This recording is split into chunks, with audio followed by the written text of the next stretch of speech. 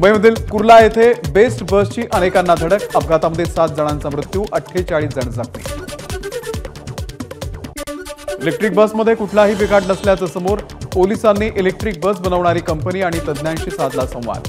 अपघातग्रस्त बसचा brake fail झाल्याचा दावा खोटा, पोलिसांची माहिती।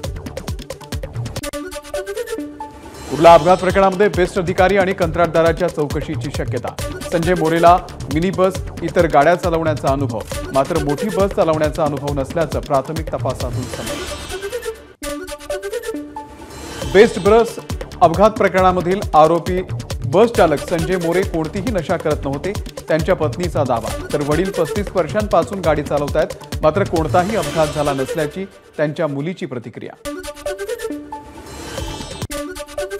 रुग्णालयामध्ये नोकरी करणाऱ्या कनीज फतिमाचा कुर्ला बस अपघातामध्ये मृत्यू, तर नोकरीचा पहिला दिवस संपून घरी परतणाऱ्या 19 वर्षीय आफरीनही गमावले प्राण।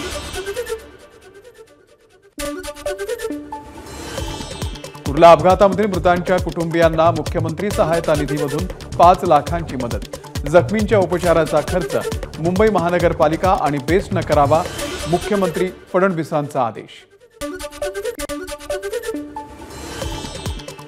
उपमुख्यमंत्री एकनाथ शिंदेंकडून कुर्ला अपघातातील मृतांना श्रद्धांजली, अपघाताची कारणं शोधून काढून कारवाई केली जाईल, शिंदे यांची एक्स पोस्ट। कुर्ला अपघातामध्ये मृत्यू झालेल्यांना उपमुख्यमंत्री अजित पवार यांनी वाहिली श्रद्धांजली, घटनेची सखोल चौकशी करून दोषी आढळणाऱ्यांवरती कठोर कारवाई केली जाईल, अजित पवार यांची एक्स पोस्ट। कुर्ला अपघातामधल्या दोषींवरती कठोर कारवाई होईल, बावनकुळे यांची माहिती। अर्धशिक्षित चालकाला बस चालवायला कोणी दिली, कोण अधिकारी आहे याची देखील चौकशी केली जाईल, बावनकुळे यांची प्रतिक्रिया। कुर्ल्यातला अपघात हा सरकारचा दोष, अजूनही कंत्राटी भरती सुरू आहे, त्याचाच हा परिणाम असल्याचा नाना पटोलेंचा आरोप। कुर्ला अपघातामधील बेस्ट बस चालक संजय मोरे पोलिसांच्या ताब्यात, चालकावरती सदोष मनुष्यवधाचा गुन्हा दाखल। कुर्ला बस अपघात प्रकरणामध्ये आता कंडक्टरवरही सदोष मनुष्यवधाचा गुन्हा दाखल, कंडक्टर सिद्धार्थ मोरेही पोलिसांच्या ताब्यात। कुर्ला बेस्ट बस अपघातानंतर कुर्ला पश्चिम भागातील बस डेपो सकाळपासून बंद, या भागातून प्रवास करणाऱ्या लोकांची तारांबळ। कुर्ला अपघातामधील चालक संजय मोरे अवघ्या 10 दिवसांपासून चालवत होते इलेक्ट्रिक बस, तपासामधून उघड, अनुभव नसताना इलेक्ट्रिक बस चालवायला देणारे अधिकारी कोण, असा सवाल उपस्थित। कुर्ला बस अपघातामधल्या चालकाला अपघातानंतर जमावाची मारहाण, मारहाणीचा व्हिडिओ समोर। उद्योगपती गौतम अदानी यांनी सागर बंगल्यावरती घेतली मुख्यमंत्री देवेंद्र फडणवीस यांची भेट, मुख्यमंत्री झाल्याबद्दल फडणवीसांचे अभिनंदन करण्यासाठी भेट घेतल्याची माहिती। दिल्लीमध्ये शरद पवार यांच्या घरी आज रात्री महत्त्वाची बैठक, ईव्हीएम संदर्भात चर्चा होणार, अरविंद केजरीवाल आणि अभिषेक मनु सिंघवी यांच्या उपस्थितीमध्ये बैठकीचं आयोजन, सूत्रांची माहिती। राज्यामध्ये ईव्हीएम बाबत संशयाचं वातावरण, शरद पवार यांनी आमची मतं जाणून घेतली, लाखांचा फरक पडत असेल तर राजीनामा देऊन बॅलेटवरती निवडणूक घ्यावी, उत्तम जानकर यांची मागणी, रात्री पुन्हा बैठक। सदाभाऊ खोत आणि गोपीचंद पडळकर मार्केटवाडीमध्ये, ईव्हीएमची प्रतिकृती देत खोत आणि पडळकर यांचा सत्कार। शरद पवारांचा डाव उधळण्यासाठी मार्केटवाडीमध्ये यावं लागलं, पडळकर यांचं वक्तव्य, ईव्हीएमच्या विरोधात आंदोलन करायचे तर राजीनामे देऊन करा, पडळकर यांचं आव्हान।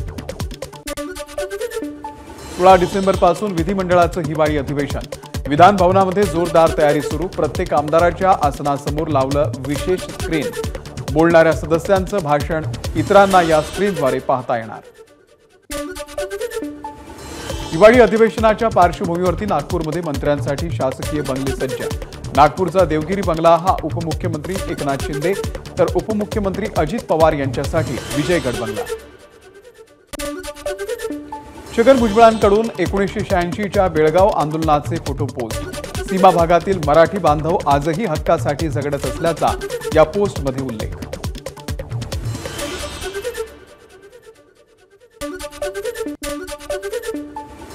अजित पवार यांच्या विरुद्ध ईडीचे खटले सुरूच राहणार.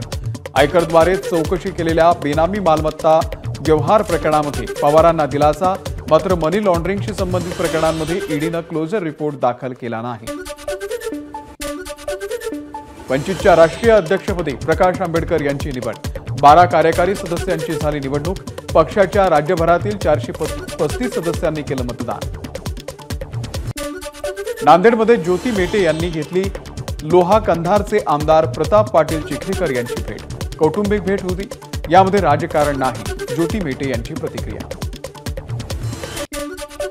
राज्यामध्ये 5 बनावट कंपन्यांच्या नावे 11 जिल्ह्यांमध्ये बनावट औषधांचा पुरवठा. या 5ही बनावट कंपन्यांचं अस्तित्व फक्त कागदावरच. नंदुरबार जिल्ह्यामधील 17,977 बालकं कुपोषित. यामध्ये 2,223 बालकं तीव्र कुपोषित. पोषण आणि पुनर्वसन केंद्राची संख्या वाढवण्यासह ठळक उपाययोजना करण्याचीही गरज. बांगलादेशमध्ये हिंदूंवरती होणाऱ्या अत्याचाराच्या निषेधार्थ परभणी बंदची हाक. बाजारपेठेमध्ये शुकशुकाट. जिल्हाधिकारी कार्यालयावरती काढला मोर्चा.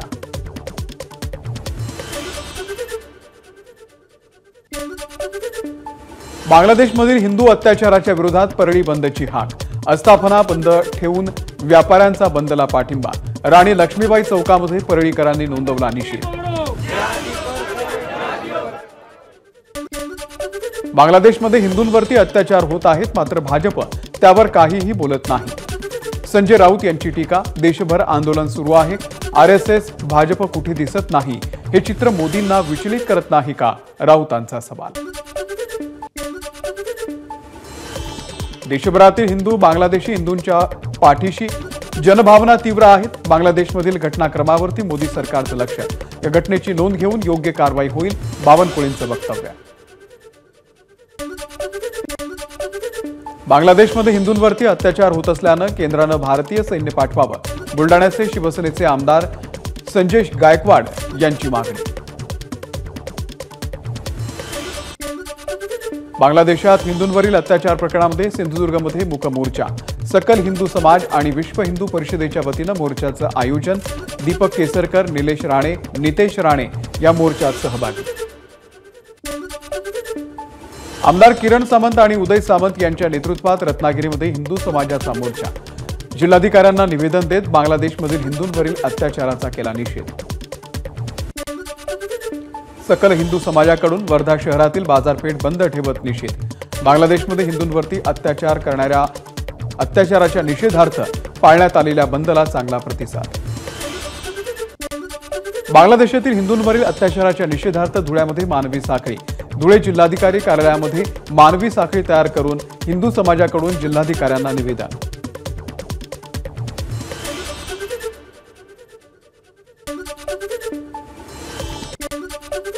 बीडच्या अंबेजोगाईमध्ये आणि परळी शहरामध्ये हिंदू बांधवांनी काढली निषेध रॅली. बांगलादेशमध्ये हिंदूंवरती होत असलेल्या अत्याचाराच्या निषेधार्थ बाजारपेठाही बंद. नांदेड जिल्हाधिकारी कार्यालयावरती सकल हिंदू समाजाचा मोर्चा. बांगलादेशमधील हिंसाचाराच्या निषेधार्थ काढण्यात आलेल्या मोर्चामध्ये शिवसेना आमदार बालाजी कल्याणकर यांचीही उपस्थिती. गोंदियामध्ये हिंदू समाजाची जन आक्रोश रॅली. बांगलादेशात हिंदूंवरती होणारे अत्याचार थांबावे, यासाठी जिल्हाधिकाऱ्यांच्या मार्फत सरकारला निवेदन. आमदार योगेश टिळेकर यांचे मामा सतीश वाघ यांचा मृतदेह सापडला. यवतगावच्या हद्दीमध्ये वाघ यांचा मृतदेह सापडला. पुण्यातून झालं होतं त्यांचं अपहरण.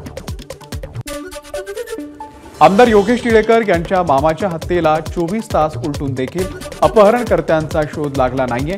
पोलिसांची 8 पथकं राज्यातील विविध ठिकाणी आरोपींचा शोध घेण्यासाठी रवाना. पोलीस सहकार्य करत आहेत. गुन्हेगारांवरती कडक कारवाई होईल. आमदार योगेश टिळेकर यांची प्रतिक्रिया. पुणेकरांसाठी महत्त्वाची बातमी. शहराचा पाणीपुरवठा गुरुवारी बंद राहणार, तर शुक्रवारी कमी दाबानं पाणीपुरवठा होईल. पाणीपुरवठा विभागाची माहिती. धुळे शहरासह जिल्ह्यामध्ये तापमान घसरलं. जिल्ह्याचं तापमान 4 अंश सेल्सिअसवर. यंदाच्या हंगामातील सर्वात नीचांकी तापमानाची नोंद. कडाक्याच्या थंडीमुळे जागोजागी पेटल्या शेकोट्या. नाशकात थंडीपासून बचाव व्हावा यासाठी देवाला उबदार कपडे. कारंजा परिसरामध्ये गणेश मूर्तीला स्वेटर घातलाय. सोयाबीन आर्द्रतेमुळे राज्यभरात खरेदी केंद्रांवरती शेतकऱ्यांची अडवणूक. 15% आर्द्रता असेल तर सोयाबीन खरेदी करावं असं केंद्राचं परिपत्रक. मात्र 12%हून अधिक आर्द्रता असलेलं सोयाबीन खरेदी केलं जात नसल्याचं उघड.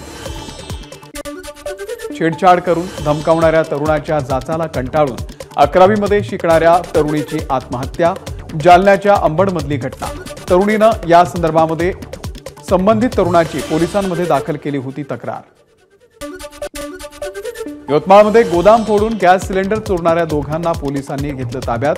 भरलेले आणि रिकामे असे 525 सिलेंडरची केली होती चोरी. पोलिसांकडून 120 सिलेंडर जप्त. बीडच्या मस्साजोग गावातील सरपंच संतोष देशमुख यांची अपहरण करून हत्या. गुन्हा दाखल झालेल्या 6 जणांपैकी दोघांना अटक. कारवाईच्या मागणीसाठी देशमुखांचे नातेवाईक आक्रमक. मधमाशांच्या हल्ल्यामध्ये वृद्ध महिलेचा मृत्यू. शेतात काम करताना मधमाशांशी केला होता हल्ला. सांगलीमध्ये खोटं लग्न लावून फसवणूक करणाऱ्या 2 टोळ्यांचा पोलिसांकडून पर्दाफाश. पोलिसांकडून 8 जणांना अटक.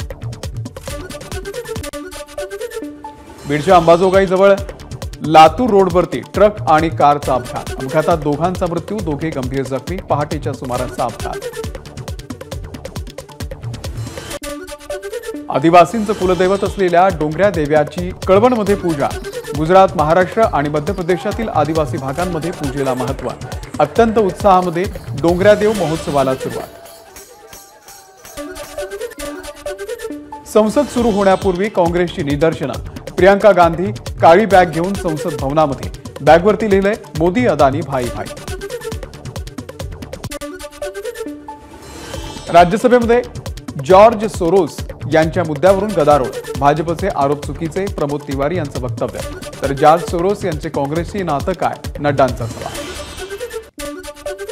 राज्यसभेचे सभापती जगदीप धनखड यांच्या विरोधात विरोधकांचा अविश्वास ठराव. सभापतींवरती सभागृहामध्ये पक्षपाती कारभाराचा आरोप. ठाकरे गटाच्या खासदार प्रियंका चतुर्वेदी यांचं केंद्रीय गृहमंत्री अमित शहा यांना पत्र. बेळगाव केंद्रशासित प्रदेश करण्याची गृहमंत्र्यांकडे मागणी. ममता बॅनर्जींकडे इंडिया आघाडीचं नेतृत्व देण्यासंदर्भात नेत्यांची होणार बैठक. या संदर्भात आज संध्याकाळी अरविंद केजरीवाल घेणार शरद पवारांची भेट. इंडिया आघाडीच्या नेतृत्वासंदर्भात सगळे मिळून निर्णय घेऊ. संजय राऊत यांची माहिती. काँग्रेसचं वेगळं मत असेल तर त्यांनी चर्चेमध्ये सहभागी होऊन मुद्दा मांडावा. राऊतांचं वक्तव्य. महाराष्ट्राचे माजी राज्यपाल एस.एम. कृष्णा यांचं दीर्घ आजारानं वयाच्या 92व्या वर्षी निधन. बंगळुरूचं सिलिकॉन व्हॅलीमध्ये रूपांतर होण्यात कृष्णांचे सर्वाधिक योगदान होते. महाराष्ट्राचे माजी राज्यपाल आणि कर्नाटकचे माजी मुख्यमंत्री एस.एम. कृष्णा यांचं निधन. मुख्यमंत्री देवेंद्र फडणवीस यांनी एक्स पोस्ट करत वाहिली श्रद्धांजली. राज कपूर यांच्या जयंतीच्या निमित्तानं 13 ते 15 डिसेंबर या दरम्यान राज कपूर फिल्म फेस्टिवल या सोहळ्याचं पंतप्रधान मोदींना कपूर कुटुंबियांकडून आमंत्रण. संजय मल्होत्रा आरबीआयचे नवे गव्हर्नर. पुढील 3 वर्षांसाठी संजय मल्होत्रा आरबीआयचे गव्हर्नर राहणार. केंद्र सरकारकडून घोषणा. लोकांना मोफत धान्य वाटप करणं हा उपाय नाही. रोजगाराच्या संधी निर्माण करा. सुप्रीम कोर्टाच्या केंद्राला सूचना. कोविडपासून लोकांचे रोजगार बुडाले असतील तर ते सोडवण्यासाठी प्रयत्न केले पाहिजे. कोर्टाचे आदेश. गरम धरम ढाबा फ्रँचायझी प्रकरणामध्ये फसवणूक प्रकरणामध्ये अभिनेते धर्मेंद्र आणि इतर दोघांना पटियाला हाऊस कोर्टाचं समन. दिल्लीमधल्या व्यावसायिक सुशील कुमार यांची तक्रार. या प्रकरणामध्ये पुढची सुनावणी 20 फेब्रुवारीला. एखाद्या आरोपीला सुनावलेल्या फाशीच्या अंमलबजावणीसाठी दिरंगाई होणं हे फाशी बदलण्यासाठी सबळ कारण. पुण्यातील 2007 सालच्या बलात्कार आणि खून प्रकरणामधील आरोपींना फाशीच्या ऐवजी जन्मठेप. सुप्रीम कोर्टाचा निर्णय. नोव्हेंबरमध्ये देशात एकूण वाहनांच्या किरकोळ विक्रीमध्ये 11.21% वाढ. दुचाकी वाहनांची सर्वाधिक विक्री झाल्यानं प्रवासी वाहनांच्या विक्रीमध्ये मोठी घसरण. वाहन वितरक संघटनेच्या अध्यक्षांची माहिती. ॲडलेड कसोटीमध्ये ऑस्ट्रेलिया आणि भारताच्या सामन्यादरम्यान वादावादी. गैरवर्तन करणाऱ्या मोहम्मद सिराजला सामन्याच्या मानधनामध्ये 20% कपातीचा दंड. ट्रेव्हिस हेडला मात्र दंड न भरता नुसतीच कान उघाडणी. एबीपी माझा, उघडा डोळे बघा नीट.